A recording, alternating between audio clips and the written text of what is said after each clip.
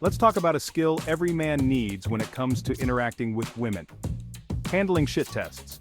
Shit tests are challenges women throw your way to see how well you hold your frame and maintain your composure. They're testing to see if you'll get flustered or lose your confidence. In this video, we're going to break down several real-life scenarios where James faces multiple shit tests and show you how to handle them like a pro. By the end of this video, you'll have the tools you need to pass any shit test with flying colors and keep her intrigued. Let's start with the first conversation. Careful, if you keep looking at me like that, your boyfriend's going to get jealous. Oh really? Who says I was looking at you? Well, he's not here to stop you, but don't worry. I'll let you keep pretending you weren't checking me out. Who says I even have a boyfriend? Maybe I'm just here with friends. Ah, playing the mystery card, I like it. Well, whether you're here with your friends, your boyfriend, or your pet goldfish, it doesn't really matter because you're gonna have to convince me I'm not the most interesting part of your night right now. I do have a boyfriend though. Of course you do. A girl like you? I'd be worried if you didn't, but you're here talking to me now, so I guess I'm doing something right. You're smooth, I'll give you that, but don't think I'm easy. Easy? Nah, I don't do easy. Complicated is way more fun, but I got a feeling you knew that already. You're trouble, you know that? I get that a lot. But don't worry, I'm worth the trouble. Here, put your number in, and we'll figure out our next adventure. Fine. But don't think I'm ditching my friends for you just yet. Not yet, but soon. Let's break this down. James starts with a bold opener, implying that Sarah was checking him out. Instead of waiting for her reaction, he frames it as playful jealousy about her boyfriend.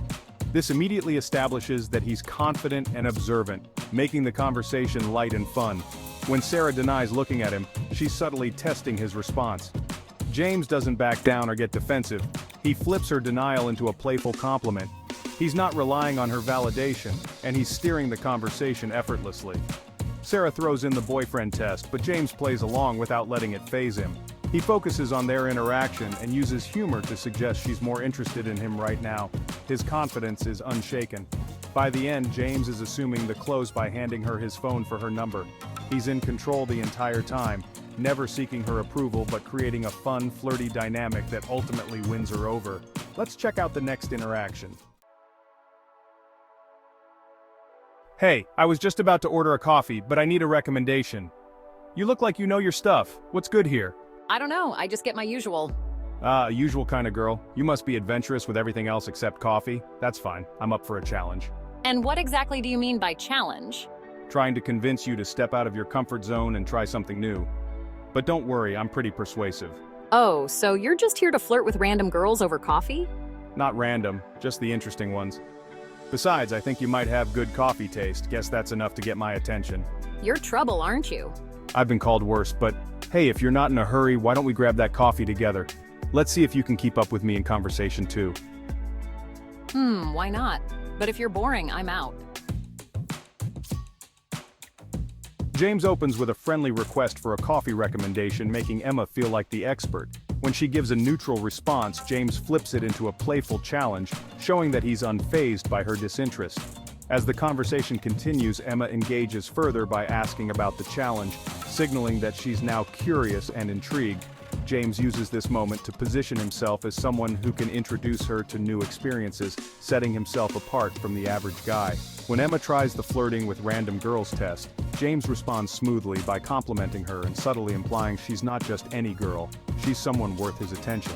This keeps the interaction light and positive. Finally, when James suggests they grab coffee together, he assumes she'll agree, and his relaxed demeanor seals the instant date. He doesn't overcomplicate things or try too hard.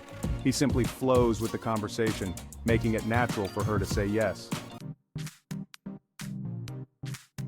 Hey, I saw you dancing like no one's watching. Gotta admit, I'm impressed. Yeah, well, I wasn't. That's what they all say, but I've got a feeling you don't mind being noticed. And why's that? You don't even know me. True, but I'm good at reading people. You've got a vibe that says you're way more fun than you let on.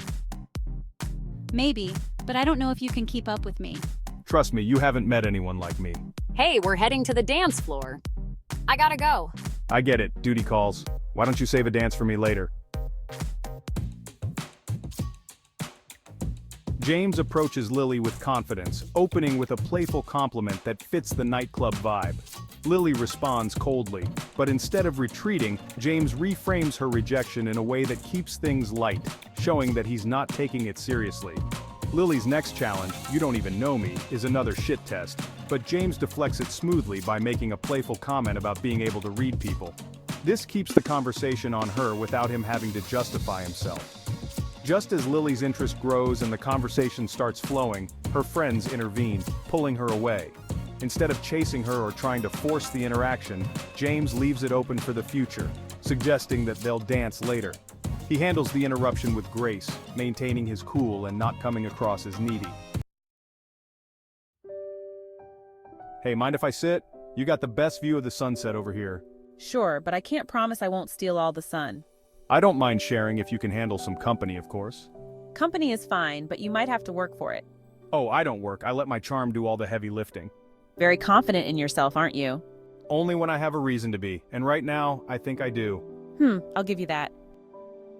So what else do you think you're good at? Reading people. For example, right now I'd say you're wondering if I'm gonna kiss you or if I'm gonna make you wait. Oh, really? What makes you so sure I want to kiss you? Call it a hunch. But there's only one way to find out.